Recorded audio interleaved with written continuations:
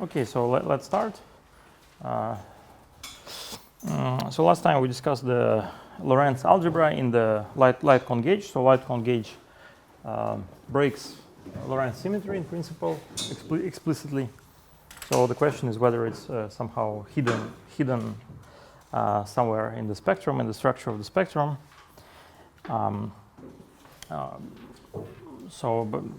The structure for Hilbert space, spectrum, etc.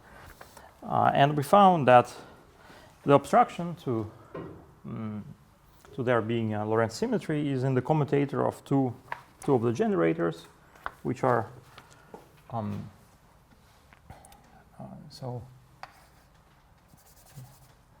okay.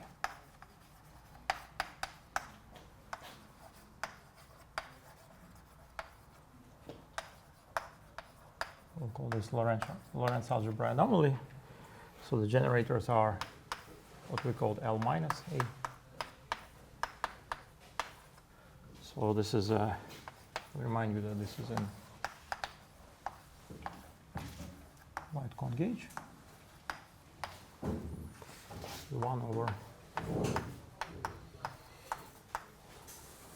some. So if you just honestly compute the commutator of the generators, then in general, in the generic dimension, you get some non-zero term of the form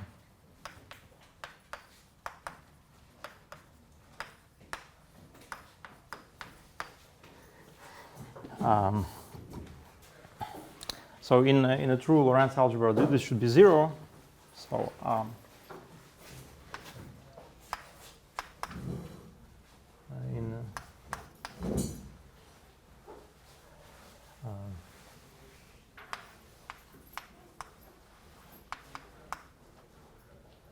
Lorentz group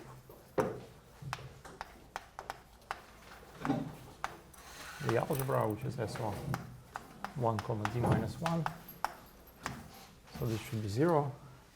But in general, we have this symmetric combination where the delta m, by result of a direct computation, is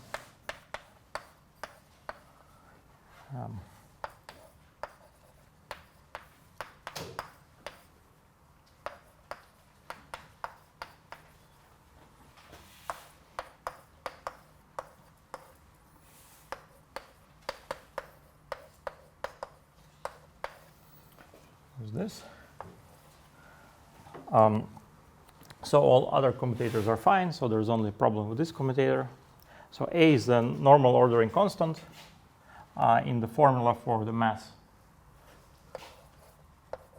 Yeah, so this was a normal ordering constant, which was taken to be arbitrary. Or actually just ordering constant. Ordering constant. So m squared is proportional to t times L minus A, where L is the level, which can be 0, 1, 2, etc. It's an integer, positive integer, non-negative integer. So for this Lorentz algebra anomaly to vanish for all m, this delta m has to be 0 for all m, and this leads to d being equal to 26.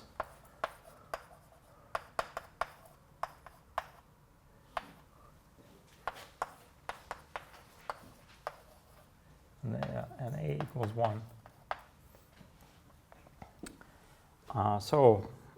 This is what is called the critical dimension.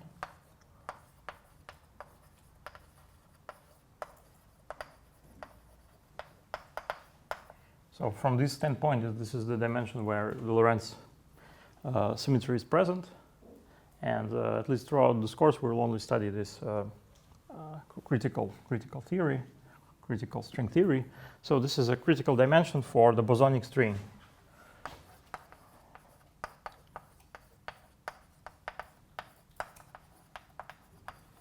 So there are also superstrings, which are generalizations of bosonic strings with additional fermions that you'll have a course next year, I guess, or I mean, it's some other course on that.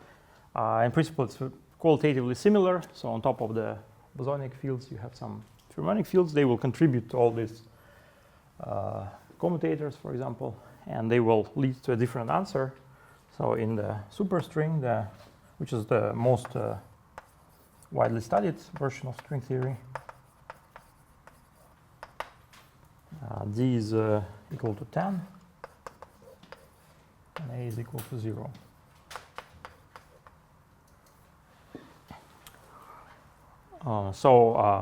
Maybe if you've heard that typically string theory is studied in 10-dimensional spacetime. So it's somehow consistent in this particular dimensionality of spacetime. But because the actual spacetime is 4-dimensional, I mean the way we know it, therefore the other dimensions are assumed to be small or compactified. So this has to do with all sorts of compactification. So to get to there's something called compactification.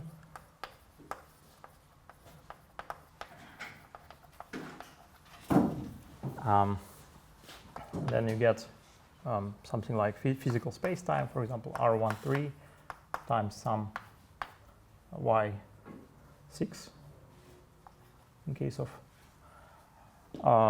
superstrings, and this Y6 is one maybe you've heard of, like Calabi-Yau compactifications, or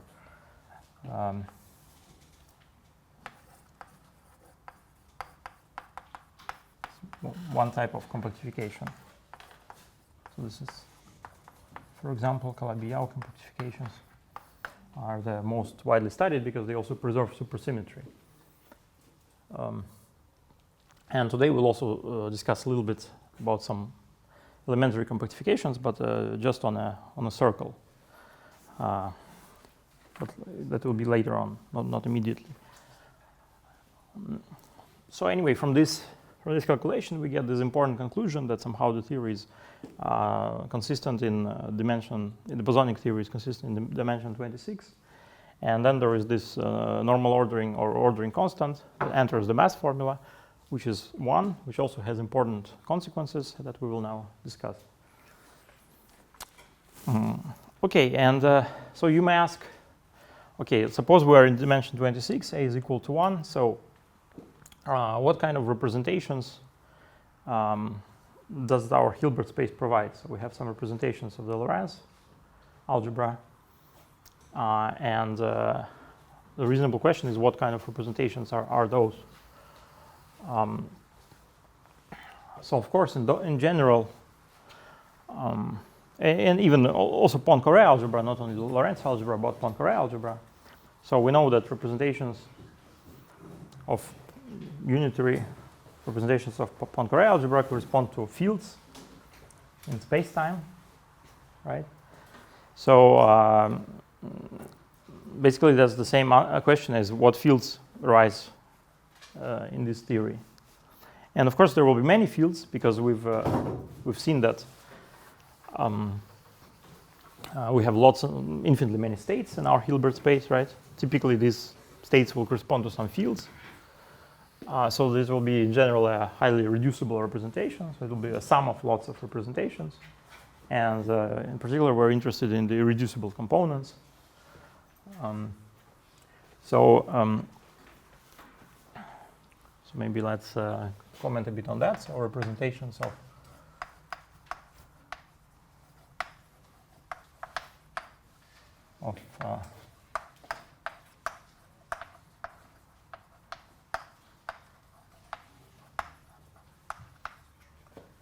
so here this is therefore going to be so 25.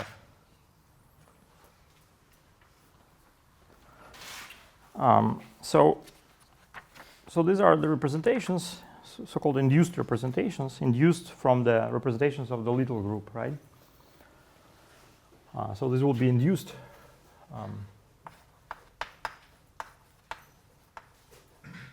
induced from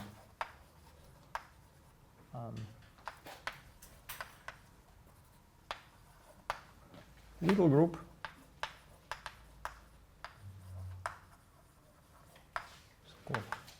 little group.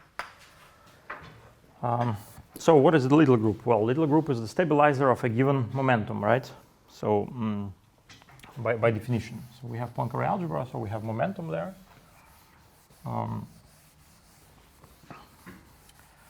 So the mass squared is the square of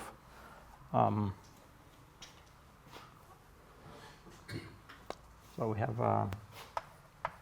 p squared plus m squared equals 0, our mass shell relation, in p mu squared. So in case of massive particles, you can take p mu equal to m0, 0, 0. In case of massless particles, you can take p mu equal to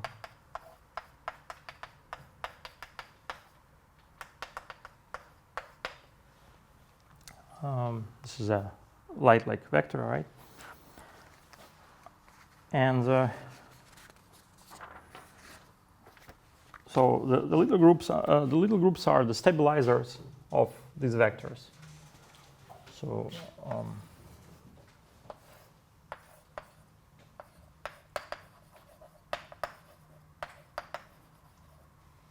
stabilizers. So for example, in the case of massive particle, what is the stabilizer of this vector? SO25. Yes. So here this is we'll call this H, the stabilizer. So this is G will be our large group, 1, 25. And here H is SO25. In any dimension, this would be SOD minus 1, right? So what about the massless case?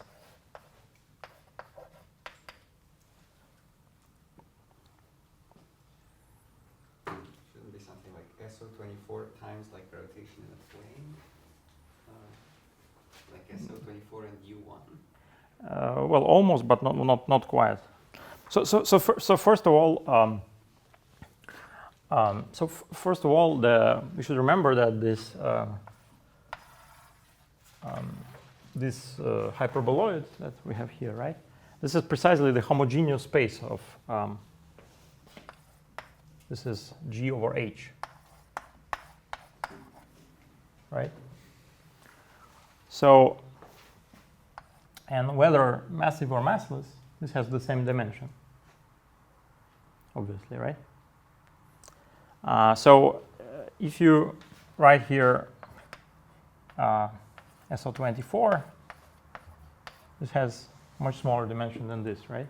Can you like drag product with like another group? Yeah, you can, yeah.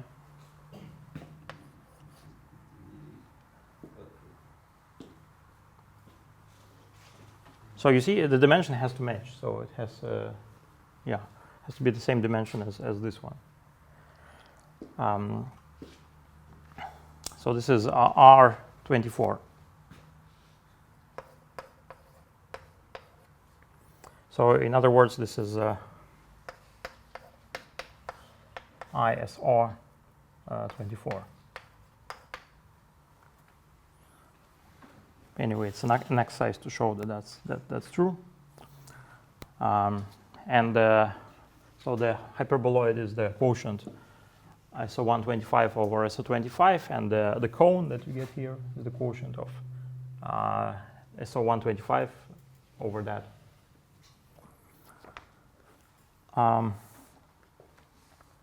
So these induced representations are generalizations of functions on these homogeneous spaces.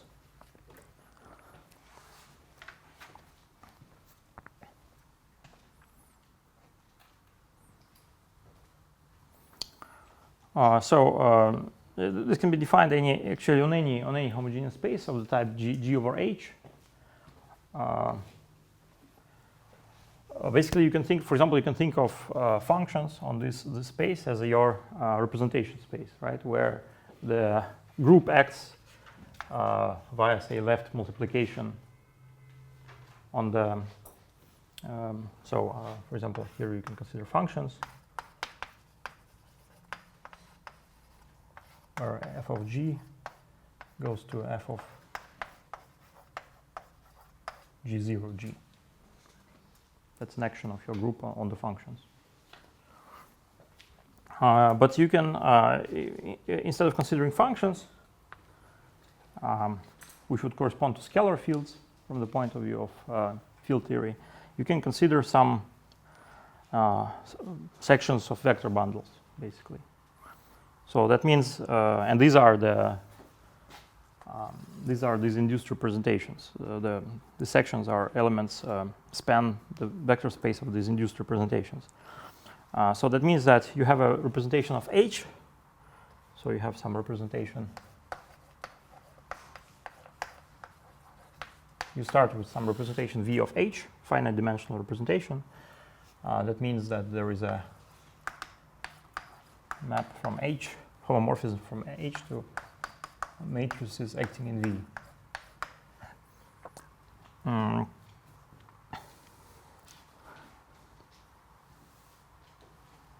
And then we can consider, so V, when V is C, these are functions. Everything will be complex for simplicity. So then you can consider maps from G to V such that f of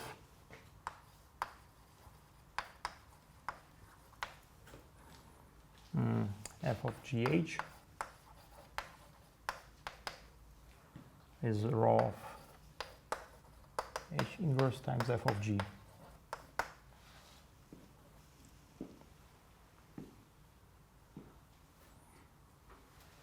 Yeah, so here we assume that these are functions invariant with respect to left action.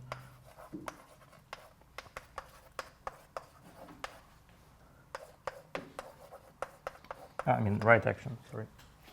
So these are functions invariant with respect to right action, so these are functions on G over H. And there is an action, there is a left action on the argument of this function. So these are functions on the homogeneous space which somehow transform under the action of G. Here, these are not functions on the homogeneous space, but these are, with respect to the action of the stabilizer, they transform under some representation of H. So in physical language, that means that this wave function f has some index with respect to which it transforms. Yeah. So I mean, fa of gh goes to HAB equals HAB fb of g, something like that. Yeah, so it has an extra index.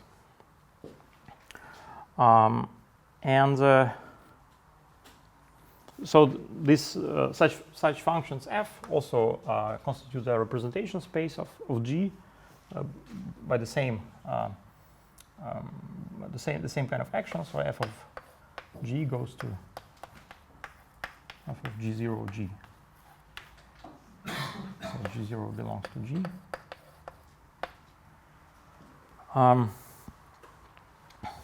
Then you can as well assume that H is rho is a unitary representation. So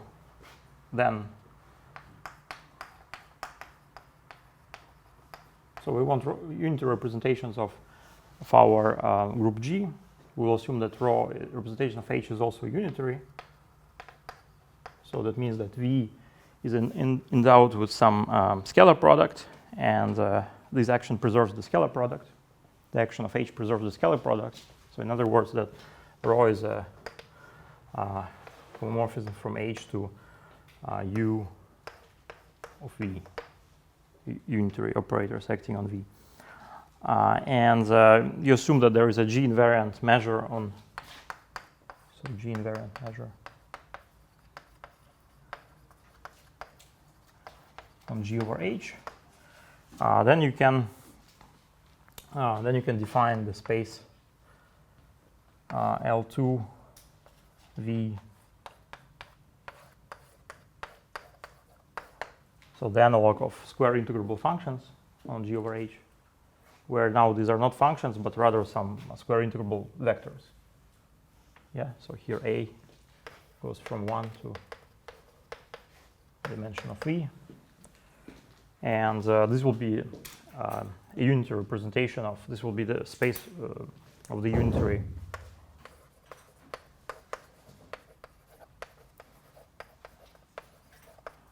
representation of G.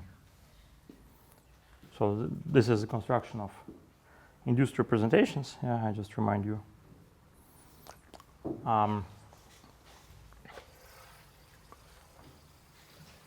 And by theorem of Wigner, this actually gives unitary irreducible representations of the Poincaré algebra. Yeah, so this is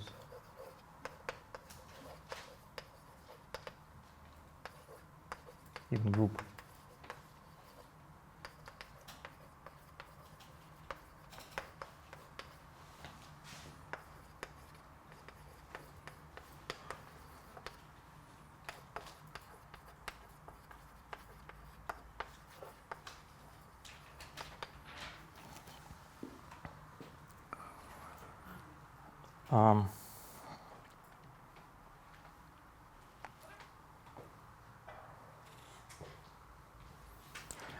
So basically, to provide, to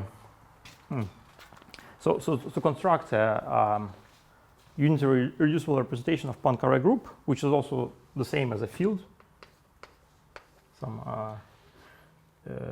free field.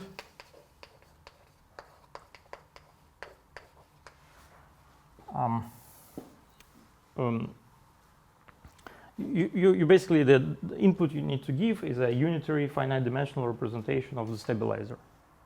So you have to provide this V. So for example, V being C, so one-dimensional space, it corresponds to scalar fields.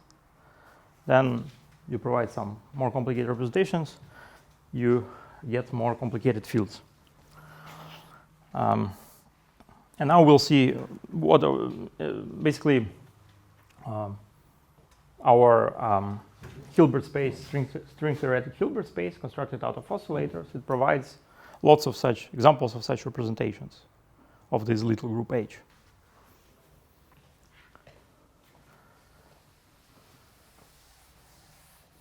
So to see what fields we'll have in our d-dimensional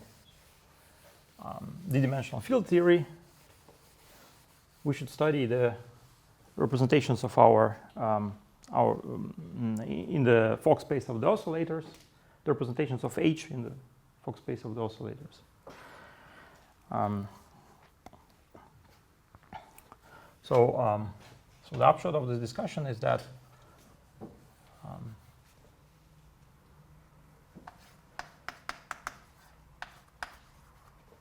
fields in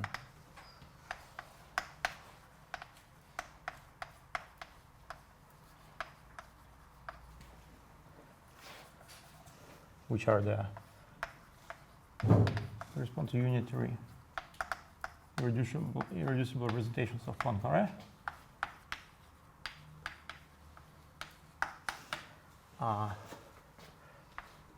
They correspond to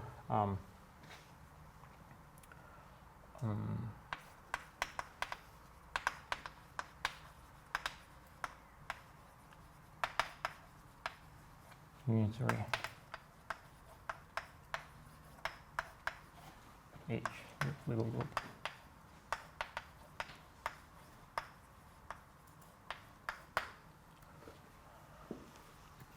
And these are the representations of H that are most easily studied in the context of these string oscillators.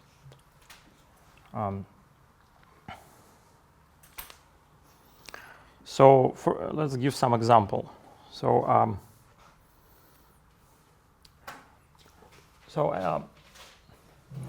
level 0.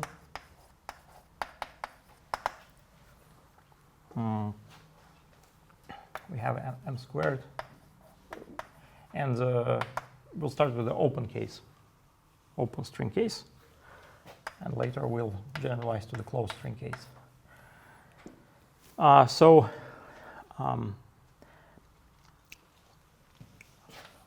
Due to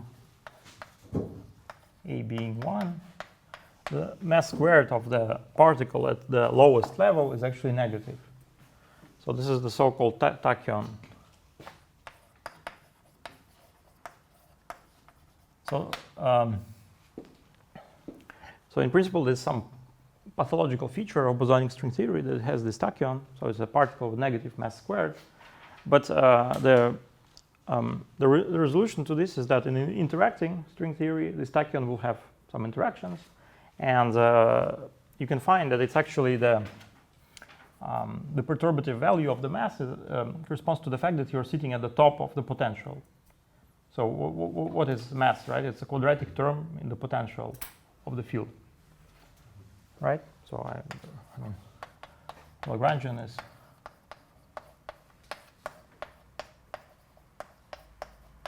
phi squared, right? But this has higher terms in phi. So there's some potential in phi. Could be some potential. But that already involves interactions, because anything that's not quadratic is an interaction term. Right, so you can imagine that you're living in at the top of the potential, and then this potential somewhere has a true minimum. And then, so the kind of curve of this parabola here gives you this unphysical value of mass. Symmetry breaking condition? Well, no, not really, because there's no symmetry here in principle, right? So symmetry is when you have like this phi is a vector or something like that, and then you're choosing a particular direction of that vector. That's symmetry breaking. If phi has one component, there is not necessarily any symmetry. Well, there could be a symmetry, something like phi to minus phi or something, but there's no continuous symmetry here. Phi is just a single field, right? No. There's just a potential. I mean, fields can live in some potential, right? So, but to determine this potential, you would need to turn on interactions and see how this. So imagine all those terms are proportional to some coupling constant, right? And then we're just formally, what we're doing now, we're studying free theory. That means we're setting coupling constant to 0. So that's, of course, that's morally wrong, because you cut off all these features of the model. But that's what we're doing for now. So I'm just saying that, in principle, that's the resolution of this tachyon issue. Also, in superstrings, there's no tachyon. So that's another reason why superstrings are more ubiquitous or more widely studied, that there's no issue with the tachyon. So everything starts from massless fields. So in the bosonic string has this pathological feature called the tachyon. So you just have to kind of accept that it's there.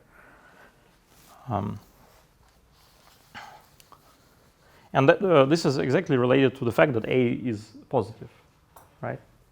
If A were 0 or negative, then this would not be an issue. So that's why I'm saying this value of A has physical consequences. But apart from this level 0 state, everything else is fine. So at level 1, you have m squared open is 0. So you have precisely the massless states.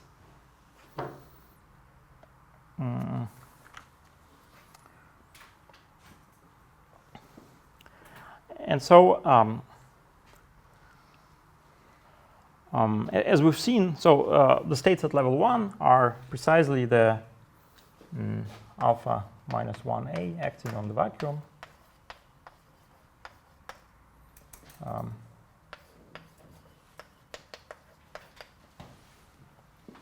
Right, these are the states at level 1. If you have any oscillator with higher value of the index, that will be level 2, etc. Right? Oscillator with index minus 2 gives you contribution plus 2 to the level. Minus 3 gives you plus 3, etc. So at level 1 you can only have minus 1 oscillators. And since this is a massless particle, its little group is SOD minus 2 times RD minus 2. 24, SO24, right? In this case. So this is precisely the representation of that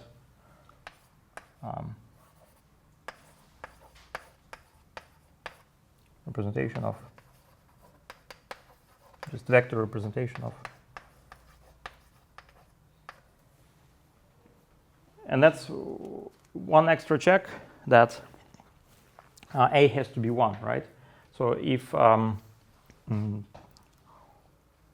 if A were not 1, then you would have a massive state at level 1. And then the massive states would furnish a representation of SO25, right? SOD minus 1. And we only have D minus 2 states here, right? So here A, D minus 2. So I mean this is from 1 to D minus 2. So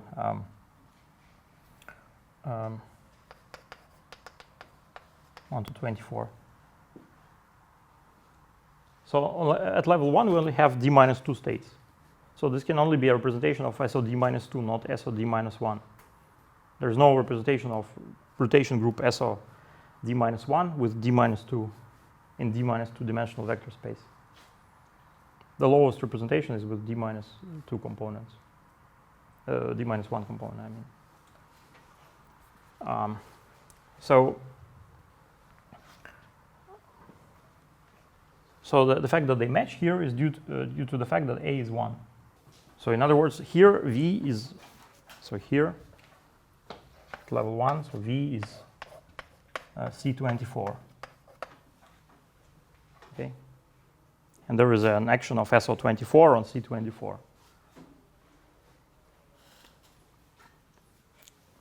If this were a massive state, we would have to have SO25, but we would still have the vector space would still be C24. And there is just simply no representation of that type. Okay, but what's more interesting is what happens later on at higher levels. So let's consider L equals 2. So here one have states are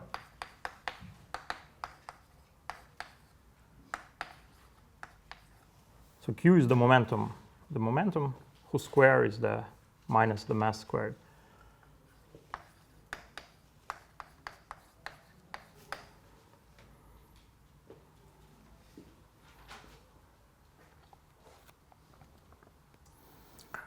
Okay, and so here here the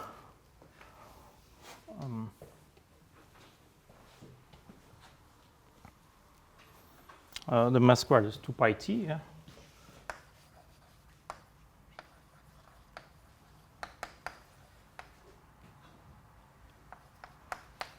So 2 pi t times L minus 1. So here L is 2. So this is 2 pi t. So these are massive states. So this vector space has to be a representation of SO25. What is this vector space? So first, this is C what?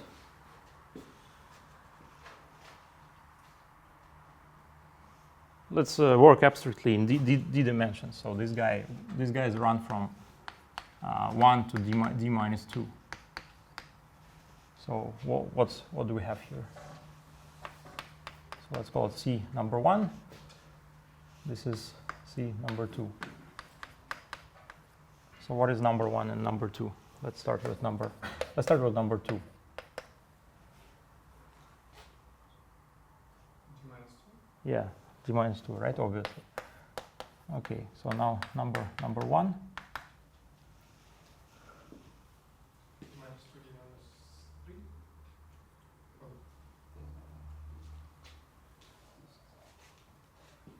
Not quite. Hmm? And divided by 2. Still not quite. I mean, yeah, divided by 2 is correct.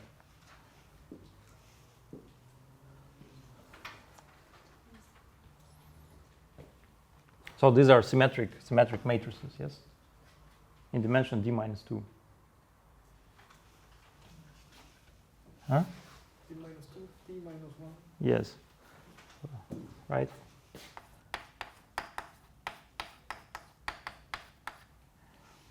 Right, so the total dimension is,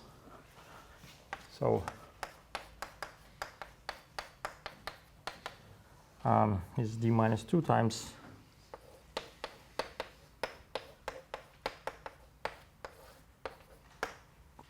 over 2.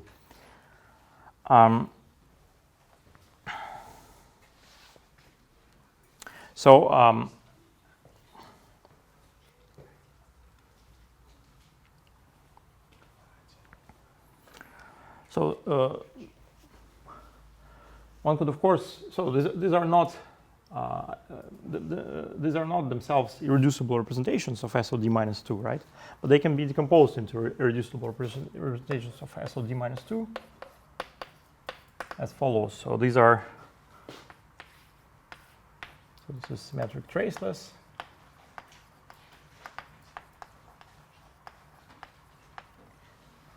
Then vector, and then trace. So the representations of SOD minus 2.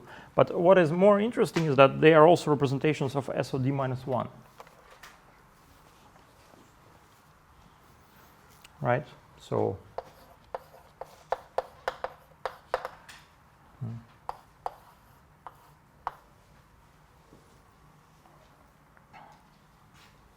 these are symmetric traceless.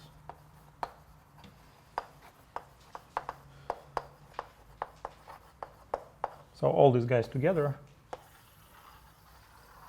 are equal to this guy.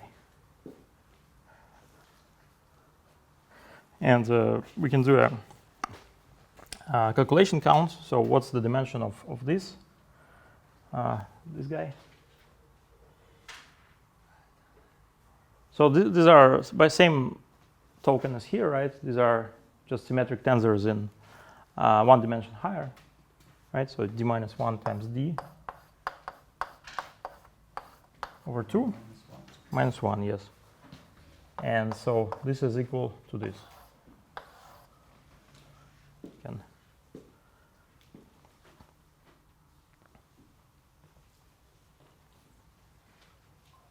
Yeah. So interestingly, all these different ingredients, so these states with 2 oscillators, this state with 1 oscillator, they are all grouped together in representations of a higher rotation group, in one dimension higher. I want to ask about L equals 0 case. Yeah. What is the representation? What is like V in that case? V in that case.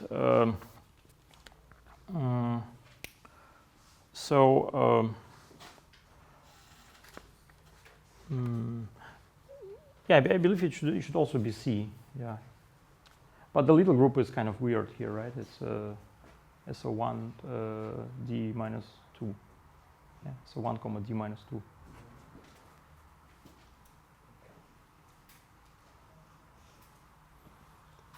Yeah. I mean, the little group of the tachyon is different, right? because it's a hyperboloid with a different type of hyperboloid.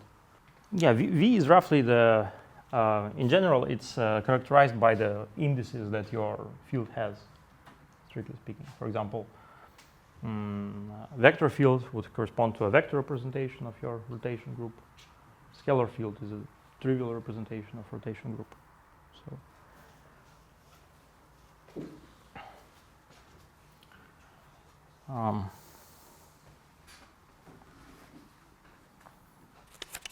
Okay, so this is yeah. So these are some lower states.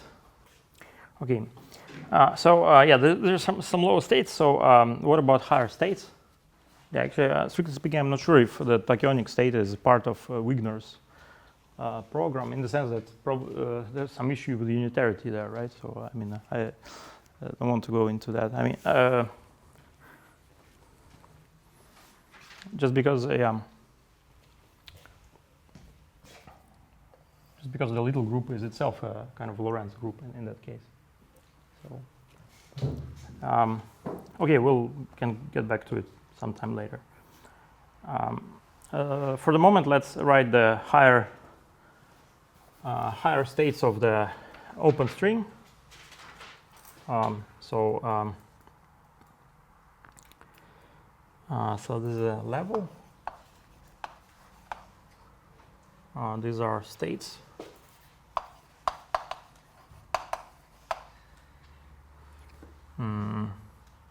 And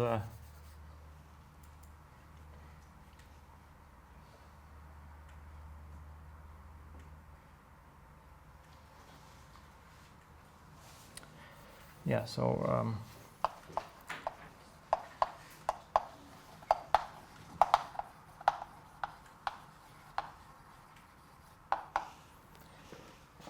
we can do this.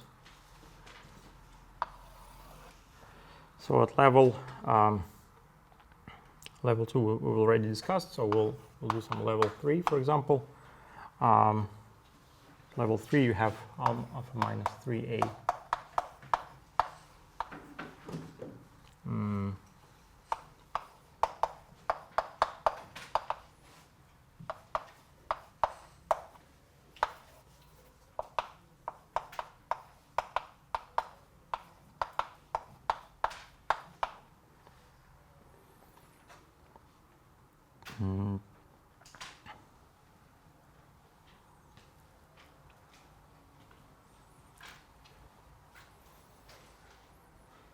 And so these are, so you can decompose these guys into representations of SO24, and here this will be always SO25.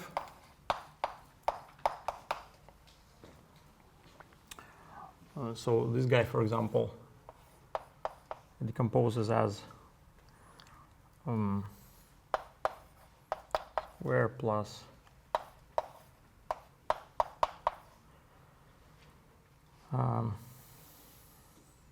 no, I mean this is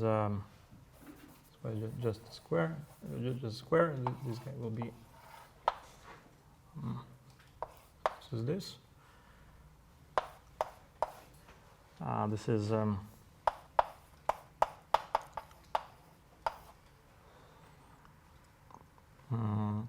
and then we have a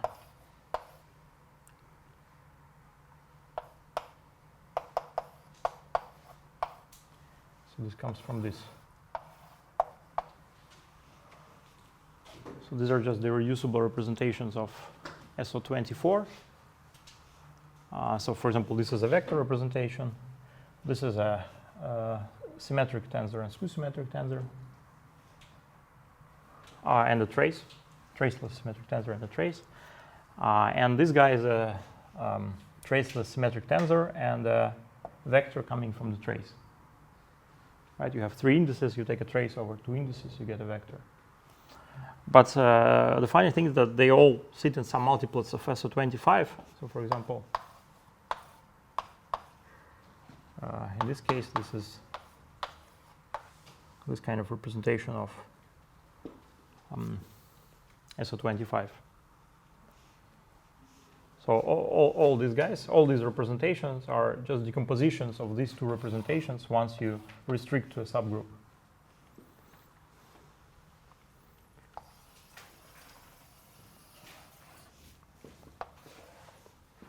Right, I hope it's clear that if you have a representation of a larger group, you can decompose these into representations of a smaller group. And in general, one irreducible representation will decompose into several irreducible representations of a smaller group. So in this case, two reducible representations, they decompose into all of these guys.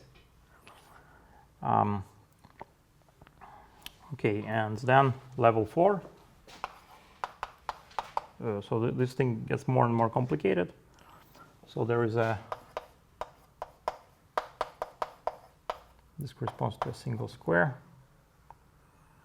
Then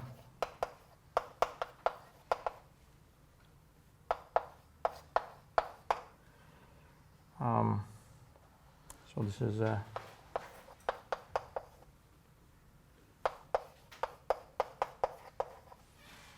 then you have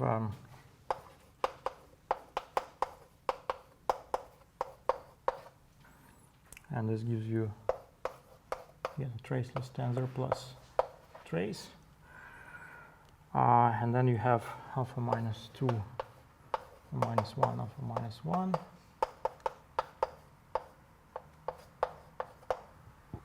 And this is twice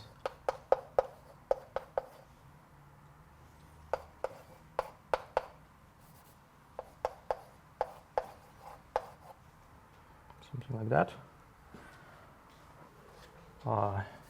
And sorry, I'll draw it here. Then you have 4 oscillators.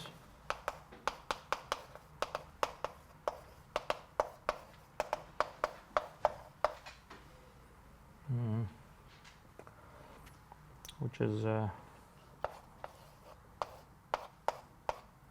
4 plus 2 .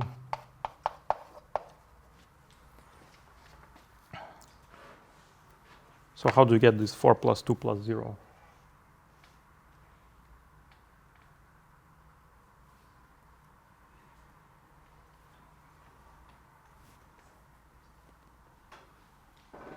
So you have a tensor with a symmetric tensor with 4 indices. How does it decompose into irreducible representations of the rotation group? Yes, with what? Contract with what?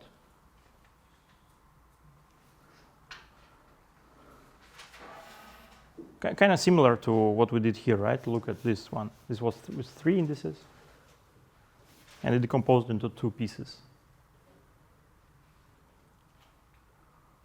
Right? So yeah, you contract with the delta symbol, right? The delta AB, which means you take a trace with respect to pair of indices.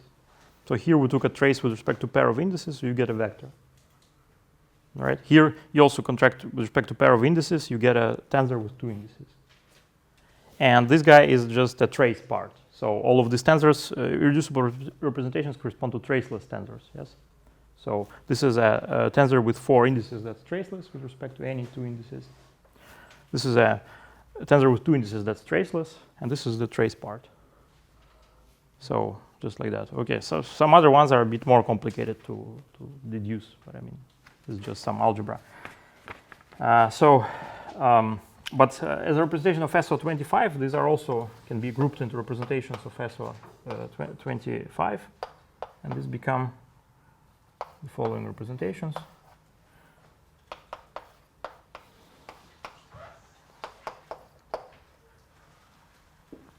Okay, so you could check that.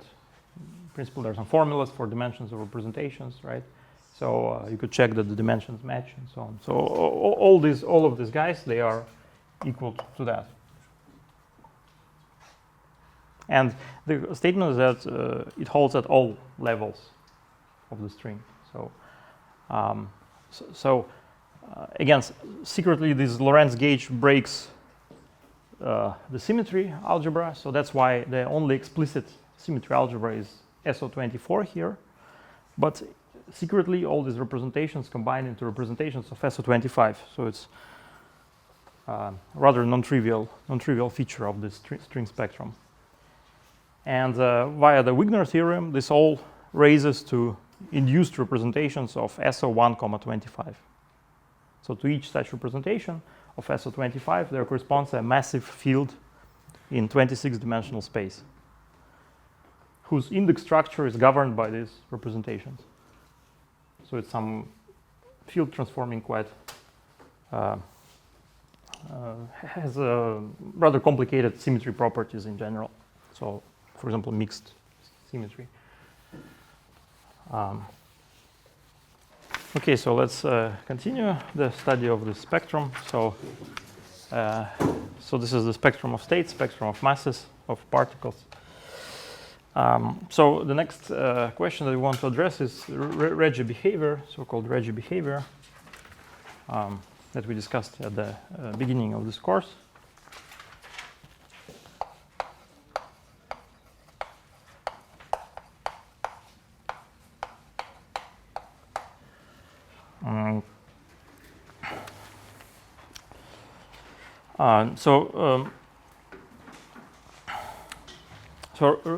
Remember, this Regge plot had to do with was a plot of squared mass versus angular momentum, right? Versus spin of particles.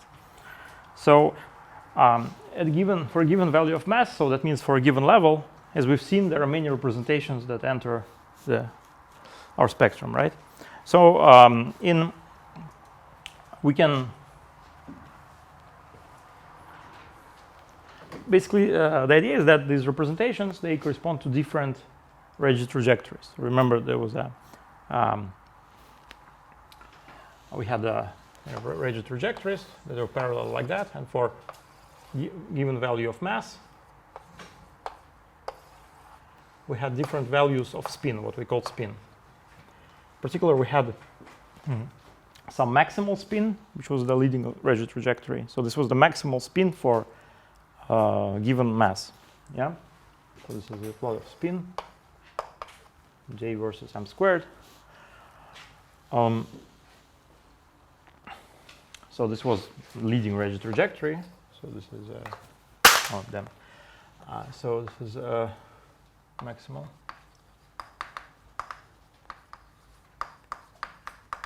Spin, so leading trajectory.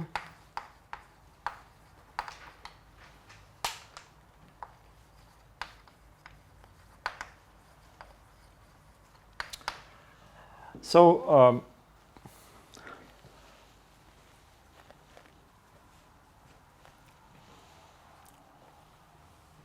so in principle, the notion of spin is something that's like the notion of single spin. That's something that works well for real physical space, because in real physical space, the little group is SO3 of massive particles, and also SO3 representations, just like SU2 or maybe SU2 representations, if you consider spinors as well. They are just labeled by Young diagrams that have a single row. Right, so these are SU2 representations. And basically the length we can call spin, or more exactly, this is spin over 2. For example, one box is spin 1/2 particle, 2 boxes is spin 1 particle, so on and so forth. So these are all the representations that we have in physical space. So here, in higher dimensional space, because the little group is higher orthogonal group, representations, they're labeled by more complicated Young diagrams, as we already see here, right, with several rows and so on. So it's not a priori clear what is maximal spin, but basically we'll just define the maximal spin to be the longest Young diagram. So so this means widest, maybe widest.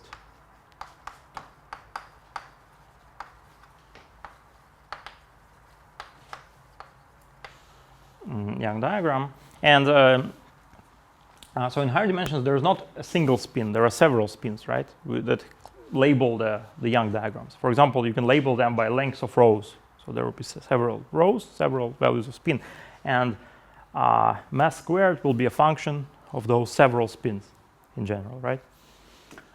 So we will not go too much into the details of how to classify Young diagrams and so on, but just we'll only look at the leading trajectory. So that's easy because you can just define it to be the widest Young diagram. And that's unique.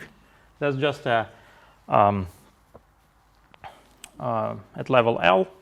This is a diagram with L boxes,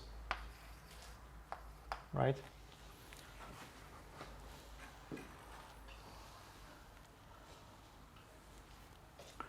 And the corresponding state is just, so we will say that this is maximal spin state.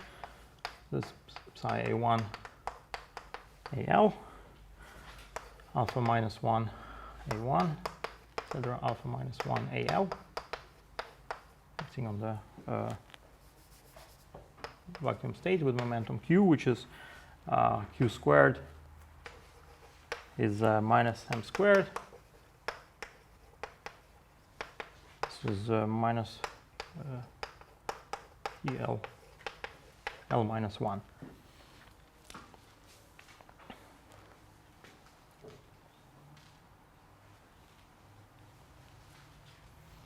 And so by this logic, if we say that L is spin over 2, I mean spin over 2 is just a physics notation because in physics people like to talk about integer and half integer spin rather than odd or even. So anyway, it's clear that the squared mass is proportional to L, and L is basically the maximal spin, right? So qualitatively, just m squared open proportional to T times J, if you like, with some numerical constant of proportionality.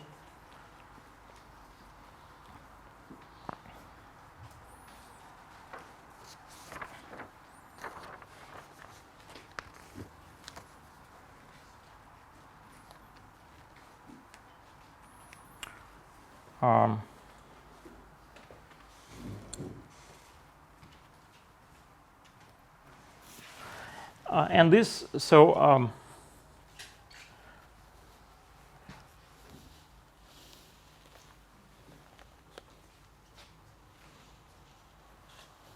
so here the relation was that J equals alpha prime m squared, right? This was a definition of the slope of the trajectory, slope of Regge trajectory. Remember when we talked about Regge trajectories. So it follows by comparing these formulas that this slope is related to the tension, right? And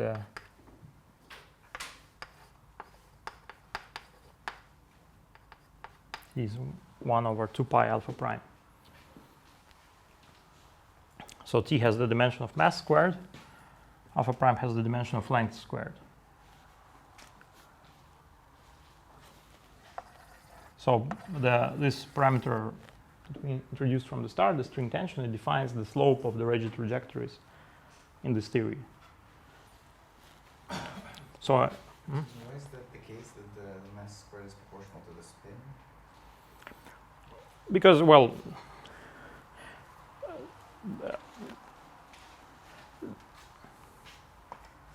I define the spin as the of a Young diagram like this as just the number of boxes in this diagram. So the number of boxes is L because I have a state of this form, right?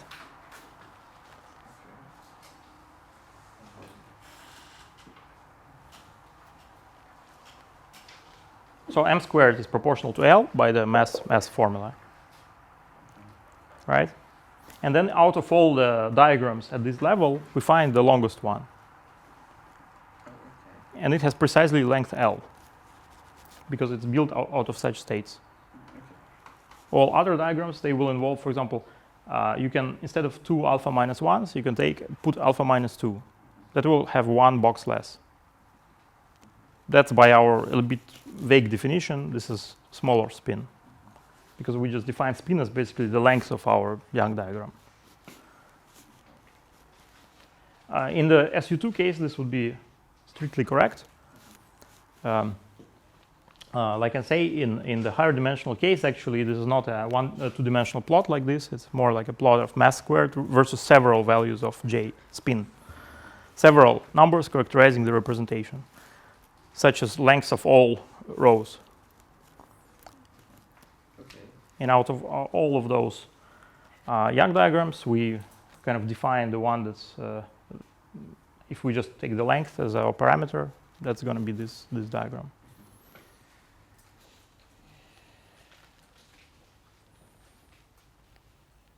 So the idea is that if you put oscillators of higher weights, there will be less of them at the same level. And in principle, you can somehow classify how other representations will sit at lower lying trajectories or something like that. But that's just a qualitative description.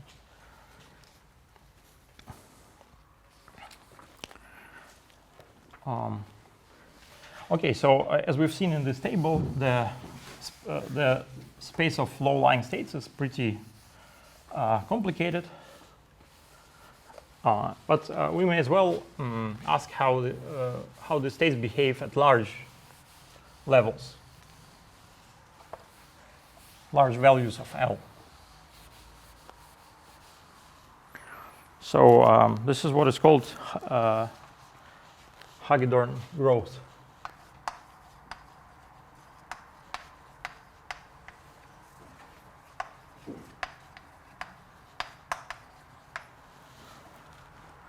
So this has to do with the behavior at L goes to infinity.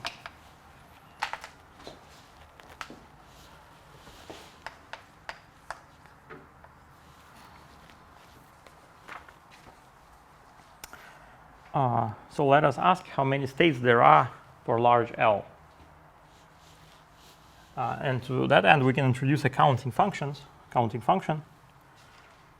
So that we'll call Z of W.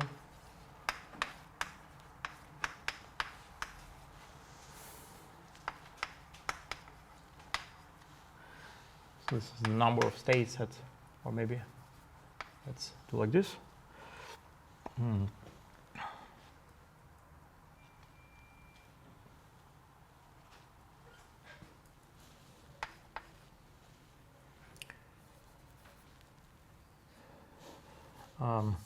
So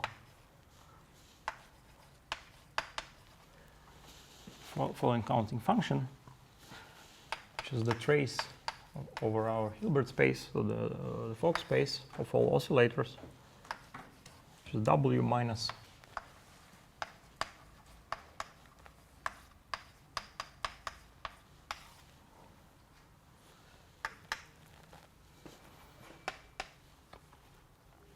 this is 1 over W trace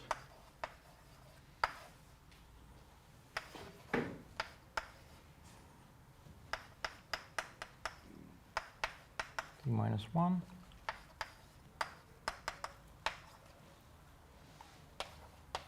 again. This is so far all for the open string case.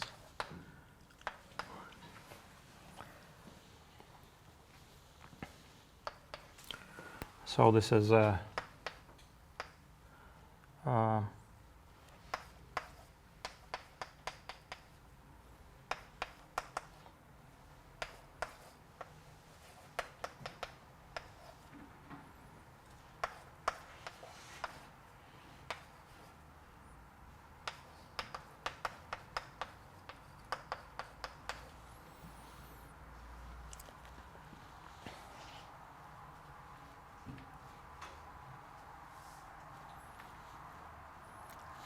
right. So What is Z? hmm? What is Z? Z? It's a yeah, you can call it partition function. Well, it's a counting function of the number of states at a given level, right? So this is the number of states at level L multiplied by some formal parameter.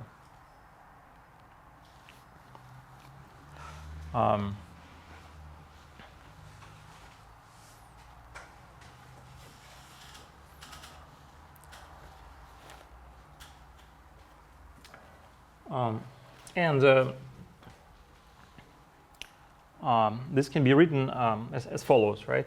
So what stands here is the level. So this is the, and then so we have a partition function over an infinite number of oscillators with two indices, right?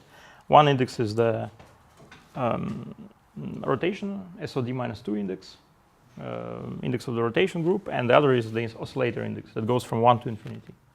These are independent oscillators. This is just a sum of independent Hamiltonians acting in a tensor product of Fock spaces. So everything factorizes into individual partition functions. So everything boils down to a partition function of a single oscillator, right? And what is a partition function of a single oscillator?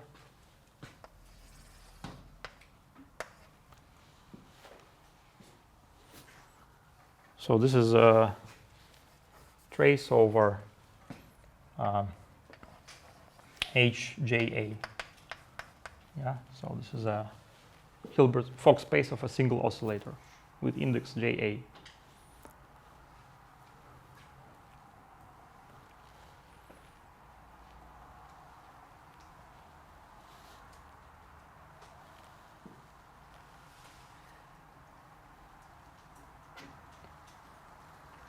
So what is the partition function of an oscillator? Let's recall. So what we want to ask is what is, right, this thing. So what is this?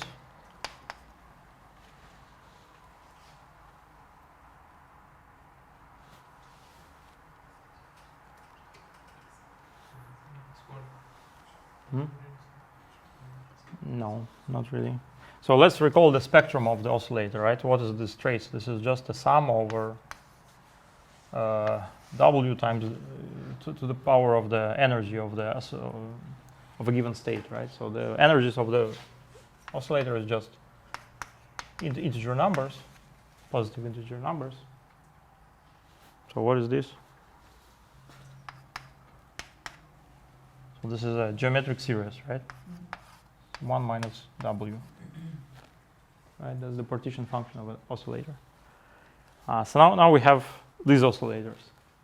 So that's almost the same like here, but just the difference is that these oscillators commute to J, right? Their commutator is J, not 1. So this will even, therefore all of their energy levels are multiplied by J. So so this gives 1 minus W to the J, right?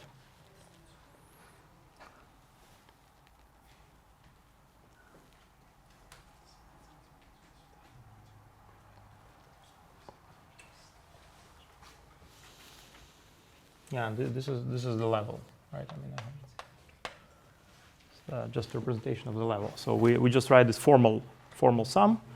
Then we recall that the number of states is just the trace over the corresponding space of states. And the level is just this guy. So we take the trace over the Fock space, or more exactly, the tensor product over an infinite number of Fock spaces. You get this. Now there is this product over all polarizations. So as a result, you get that this is 1 over W, product from J from 1 to infinity, 1 to 1 minus to the D minus 2. So that's the answer for this partition function, if you like, or counting function. So the number of states at given level is formally given by the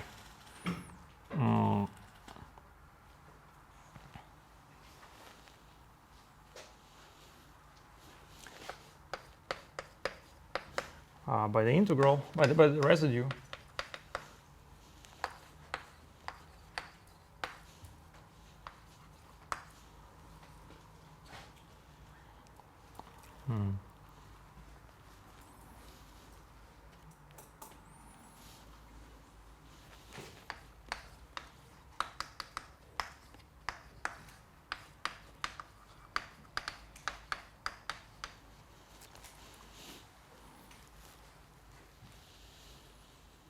I guess I want to say 2L plus 1 here.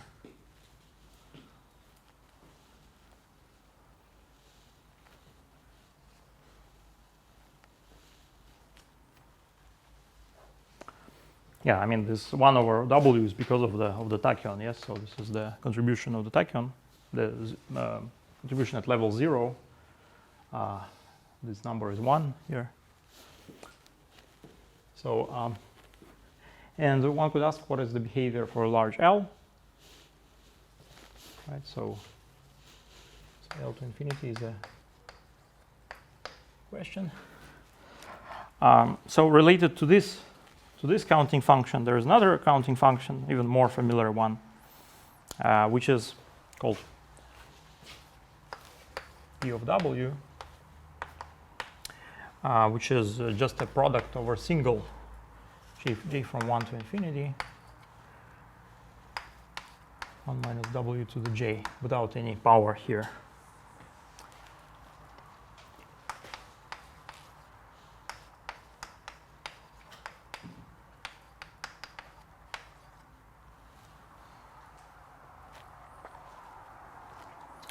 So what is this pk?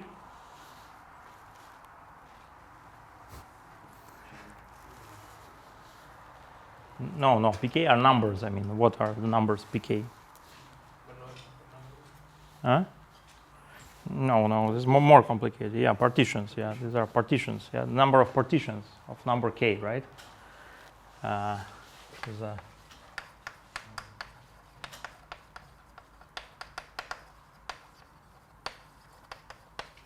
So there's a number of ways you can split write k as a sum of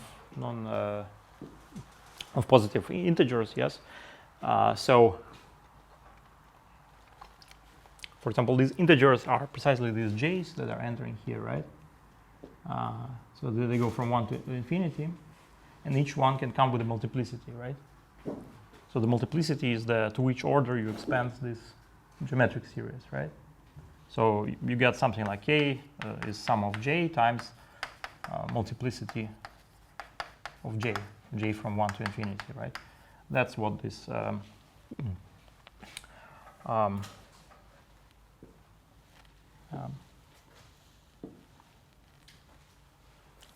so you're decomposing k. You expand this guy to the order w to the k, right? And the coefficient can come from various ways of from several geometric series. In each geometric series, the jth term, the kth term gives you number j that enters with multiplicity k, right? So anyway, if you think about it a little bit, you realize that it's a number of partitions. It's like a theta function, no, it's not a modular form. Yeah, it's close to a modular form. Yeah, but not quite. Yeah. So and for this number of partitions, this similar question of what happens for large k, right, is a kind of classical question, and it was answered by Hardy and Ramanujan.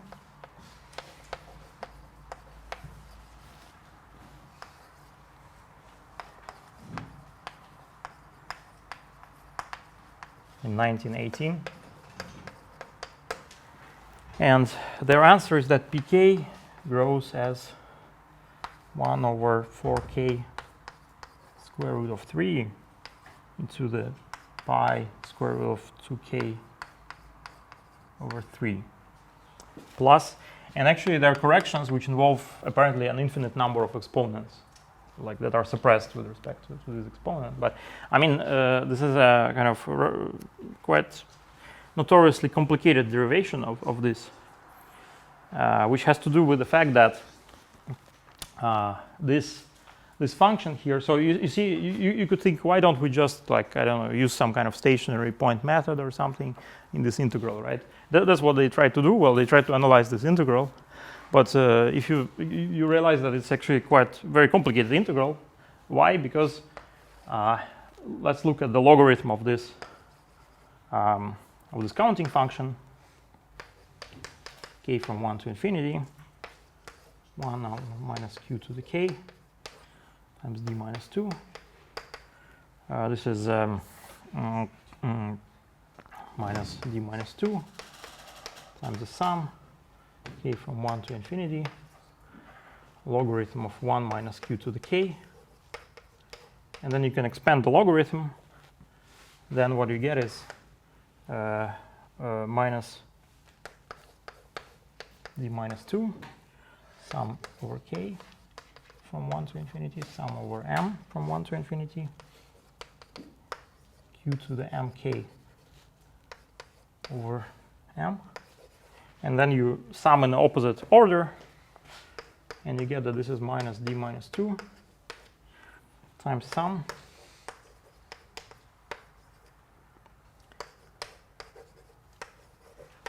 q to the m 1 minus q to the m.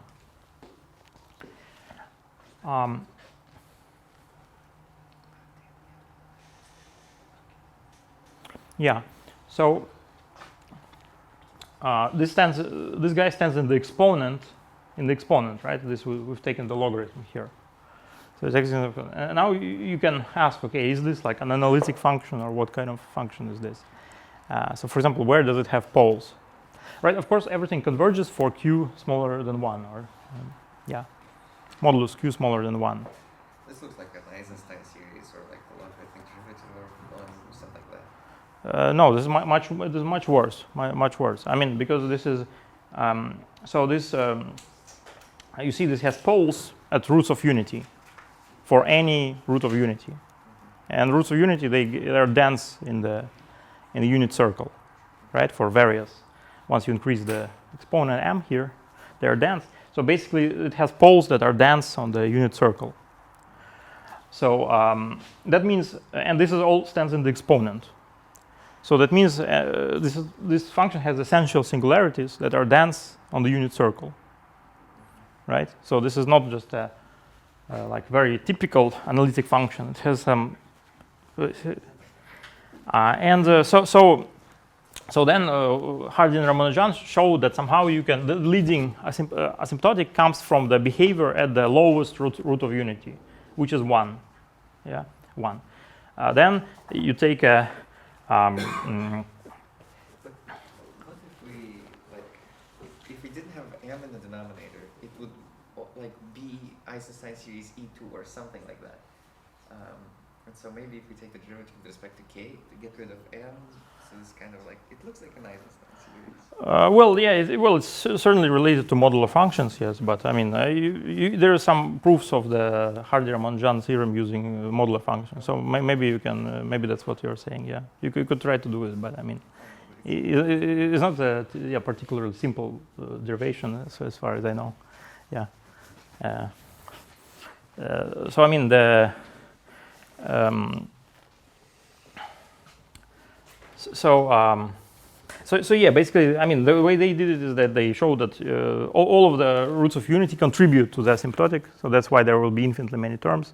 But then you can, for lower values of m, the asymptotic is, you get the leading asymptotic, etc., etc. This is something called like circular method in number theory. It was later developed by Vinogradov and others. So I mean, but it's not particularly simple. At least I tried to find a simple derivation, and I didn't find anything particularly simple. But the answer that we will need, and of course, so the Hardy-Ramanujan thing was for kind of d minus 2 equal 1, right? So for d minus 2 equal 24 is some other answer. So I'll just write the answer. Don't expect that I'll derive that.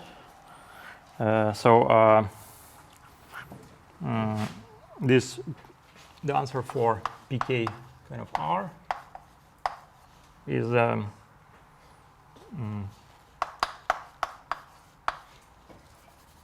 over square root of 2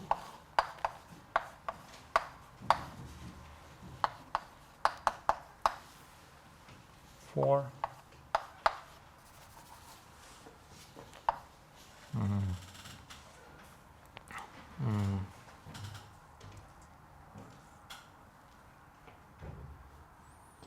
yeah, those are 2 pi square root of 2kr over 3, and r is d minus 2 in our this plus many corrections, and so pk is pk1. So we need this formula.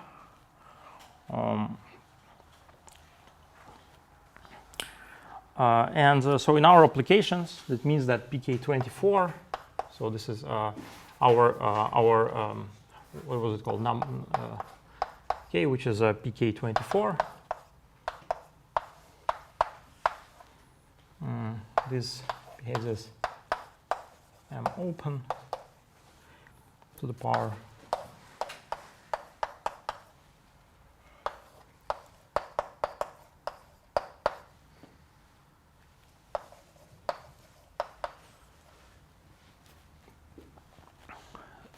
So the point is that the number of states grows exponentially with mass.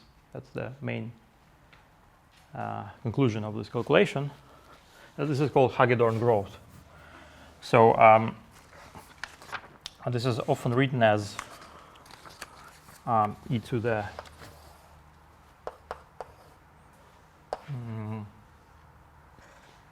m open over t Hagedorn. So this is not to be confused with the tension. So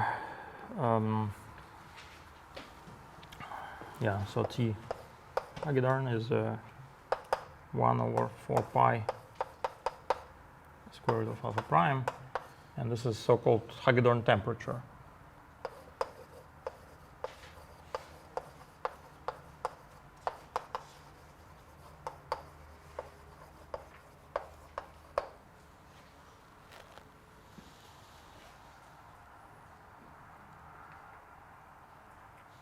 Hagedorn temperature. So from this standpoint, this is just the coefficient of the exponential growth. But it has some, it's believed that something, this is some kind of temperature where some kind of phase transition happens in string theory. And maybe you can, just as some kind of funny exercise, is you could compute the partition function, the thermal partition function. So z, I already reserved z for something, but okay, let it be some particularly beautiful z, which is trace v minus beta h, 1 over t.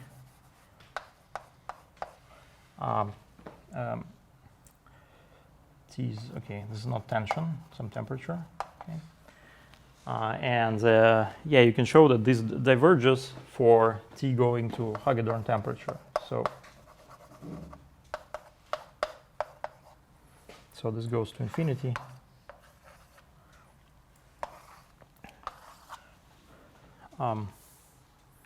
This is just some funny exercise. So the Hamiltonian just means the free field Hamiltonian. So the divergence has to do with the fact that there are infinitely many fields of ever-growing masses. So the divergence only is present because you have exponentially rising infinitely many fields whose number is exponentially rising as a function of mass. So in normal field theory, you have one field or several fields of given mass. This partition function will not blow up at any temperature. But because of this exponential and growth, you will see that the blow up will be correlated with this rate of growth. So anyway, it's believed that there's some phase transition whose nature is, I mean, there are some speculations about its nature, but it's not completely clear what it is, so we'll just take it as a some characterization of the rate of growth of the number of states in string theory. And next time we'll see another manifestation of this, of what happens at the temperature. There's something else funny that happens at the temperature.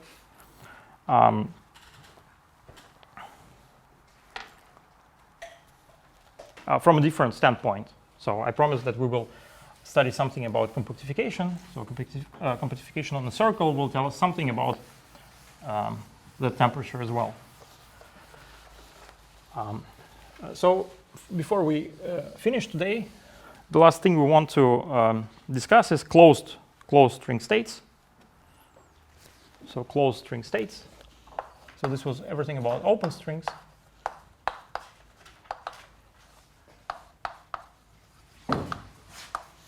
So in case of closed strings, everything is very similar, apart from the fact that we have now two sets of oscillators, of alpha and alpha tilde, and we can act on our vacuum, Fock space vacuum, and we have the level matching condition,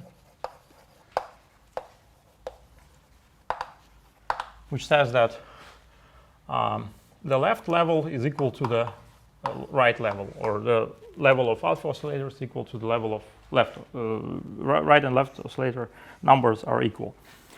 So in particular, for L equals L tilde equals 0, we still have the state 0q, which is the tachyon, whose closed mass squared is minus 8 pi t.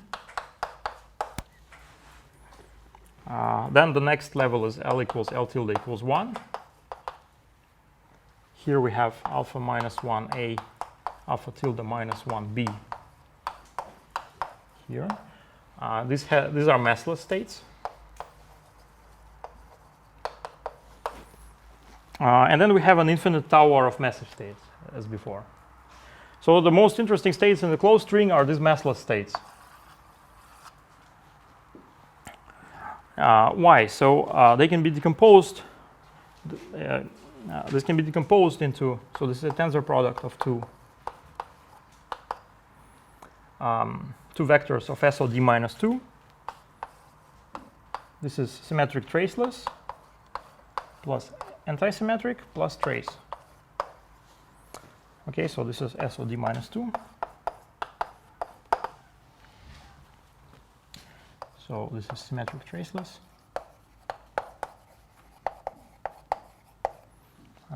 This antisymmetric, this is trace. And why this is interesting, because these states, as I mentioned before, these are identified with some fields in d-dimensional space. So this guy is identified with a gravitational field, G mu. This is a this is a antisymmetric tensor, B mu. So this is a symmetric one, which is, and this is what is called the dilaton. So it's just some scalar field.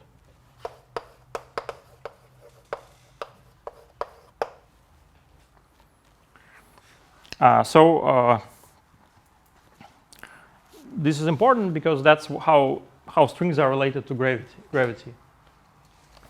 Right? So the closed string, in the spectrum of the closed string in the massless sector, there is a gravitational field, or symmetric field that's can be identified with a graviton. On top of that, yes, you have also the skew symmetric field, which is some two-form field, and the massless scalar field. And then you have infinitely many massive states.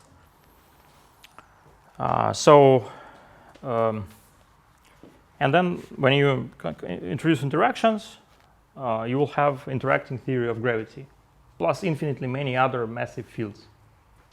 So that's kind of a field theoretic interpretation of what string theory is. So it's infinitely many fields with ever increasing masses. The number of fields is exponentially increasing as a function of mass. But in the massless sector, you have this gravitational multiplet. Why are we doing that specifically for the massless case? Why are we saying that this symmetric traceless thing is G mu?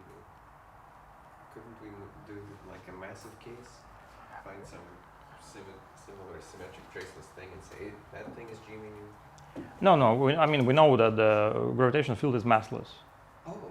Oh. So I mean the massless fields are the most important fields in physics because they are long range. These are the ones that you can feel without doing any experiment. You see, so it's very hard to argue that there would be, for example, any additional massless fields in nature because you would have to notice them.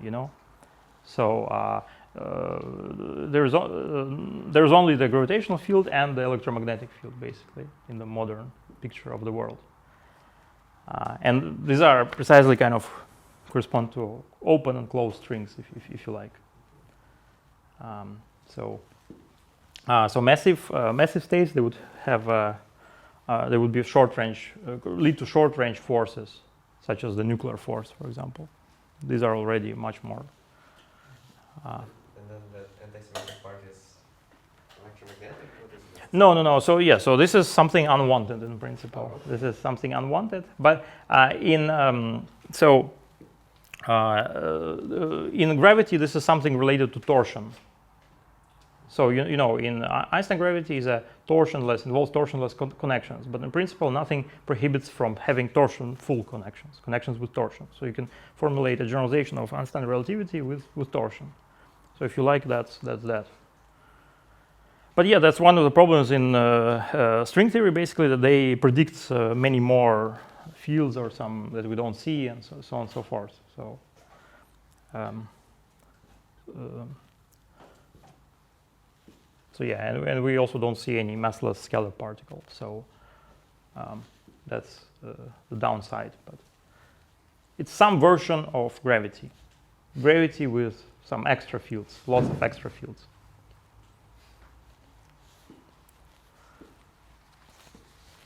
Okay, that's it for today. So let's finish here. Thank you.